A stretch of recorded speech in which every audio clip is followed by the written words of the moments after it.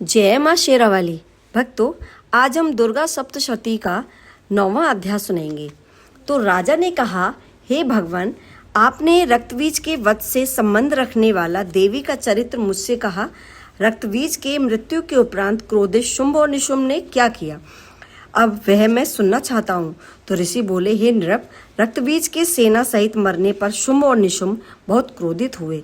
इस प्रकार अपनी बहुत सी सेना का विनाश देखते हुए निशुंभ देवी के आगे दौड़ा और उसके साथ असुरों की प्रधान सेना थी और उसके आगे पीछे तथा पार्श्व भाग में बड़े बड़े असुर थे जो क्रोध से होठ चबाते हुए देवी को मारने आए। वहां महावीर शुंभ भी अपनी सेना सहित बड़े क्रोध से चंडिका देवी को मारने के लिए आया। तदनंतर देवी के साथ शुंभ और निशुंभ का भयंकर संग्राम हुआ और उन असुरों ने मेघ की वर्षा के समान बाणों की वर्षा की। उनके द्वारा छोड़े गए बाणों को चंडिका ने अपने बाणों से काट दिया और अपने शस्त्रों की वर्षा कर उन असुरों को घायल कर दिया। निशुंभ ने तीक्ष्ण खड्ग तथा चमकती ढाल से देवी के सिंह के मस्तक पर प्रहार किया। देवी ने अपने वाहन को पीटता देख क्षुरुप्र नामक तीक्ष्ण बाणों से निशुंभ की तलवार तथा अष्टचंद्र की ढाल को काट दिया। ढाल तलवार के कटते ही निशुंभ ने शक्ति चलाई और देवी ने अपने चक्र से काटकर इसके 2 टुकड़े कर दिए। तदंतर निशुंभ ने क्रोधित होकर देवी को मारने के लिए शूल को फेंका, परंतु देवी ने मुक्के से उसे चूर्ण कर दिया। फिर उसने गदा घुमाकर चंडिका पर फेंका, परंतु देवी ने उस गदा को त्रिशूल से भस्म कर दिया। तत्पश्चात निशुंभ को फरसा लेकर आते हुए देख देवी ने बाणों से मारा तो वह पृथ्वी पर गिर पड़ा। उस महान बलशाली निशुंभ को पृथ्वी पर गिरा देखकर शुंभ अत्यंत क्रोधित होकर अंबिका को मारने के लिए दौड़ा। वह उत्तम अस्त्र शस्त्रों से सुसज्जित बड़ी बड़ी 8 भुजाओं से समस्त आकाश से ढके हुए रथ पर बैठा हुआ था। देवी ने शुंभ को आते हुए देख शंख नाद किया तथा धनुष की प्रत्यंचा से अति दुस्सह शब्द किया। वह असुर सेना के तेज को नष्ट करने वाला घंटे का शब्द किया, जिसकी ध्वनि संपूर्ण दिशाओं में व्याप्त हो गई। तदंतर हाथियों के महामद को चूर करने वाली सिंह ने भी अपनी गर्जन से आकाश, पृथ्वी और समस्त दिशाओं को गुंजा दिया। इसके बाद काली ने आकाश में उछलकर दोनों हाथों से पृथ्वी पर आघात किया कि जिससे ऐसा भयानक शब्द हुआ कि पहले के समस्त शब्द शांत हो गए। फिर शिवदूती ने असुरों के लिए अमंगलजनक अट्टहास किया, जिसके सुनते ही संपूर्ण असुर थर्रा उठे तथा शुंभ को बड़ा क्रोध आया। उस समय अंबिका ने कहा, रे दुरात्मा, खड़ा रहे।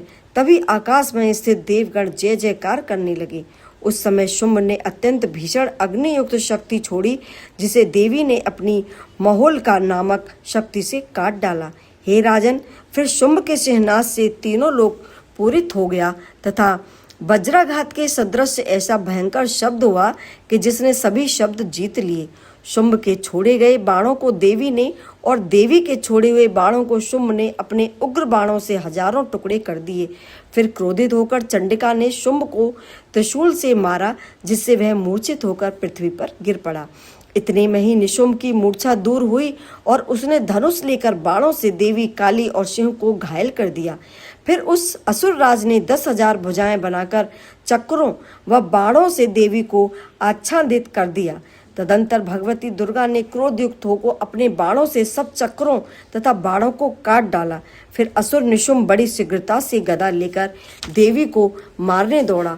आती हुई गदा को देखकर चंडिका ने उसे अपनी तीक्ष्ण धार वाली तलवार से काट डाला। फिर उसने त्रिशूल उठा लिया और देवताओं को दुख पहुंचाने वाले निशुंभ को शूल हाथ में लेकर आते हुए देख तत्काल ही चंडिका ने उसके हृदय में अपना शूल मार दिया। शूल से घायल होते ही उसके हृदय से एक दूसरा बलवान तथा पराक्रमी पुरुष ठहर कहता हुआ प्रकट हुआ।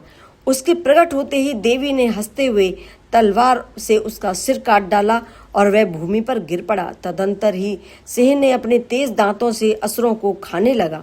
उधर काली ने शिवदूती भी अन्य असुरों को खाने लगी। कितनी ही महासुरों को कौमारी ने नष्ट कर दिया तथा ब्राह्मणी ने मंत्रपूत जल से बहुत से असुरों को निस्तेज कर दिया। कितनों ही असुरों को माहेश्वरी ने त्रिशूल से धराशायी कर दिया तथा वाराही ने अपने तुंड प्रहार से कितने असुरों को चूर चूर कर दिया। वैष्णवी ने चक्र से असुरों के खंड खंड कर दिए। ऐन्द्री ने वज्र से बहुतों को मार गिराया। कुछ असुर तो मारे गए, कुछ संग्राम के भय से मर गए तथा कुछ काली सिंह तथा शिवदूती से ग्रास बन गए। इत श्री मार्कंडेय पुराण की देवी महात्म्य निशुम्भवध नामक नवा अध्याय समाप्त हुआ। भक्तों, अगर आपको मेरा ये वीडियो पसंद आए तो आप मुझे लाइक सब्सक्राइब करना मत भूलिएगा और 10वां अध्याय सुनने के लिए मुझे फॉलो करते रहिएगा। नमस्कार।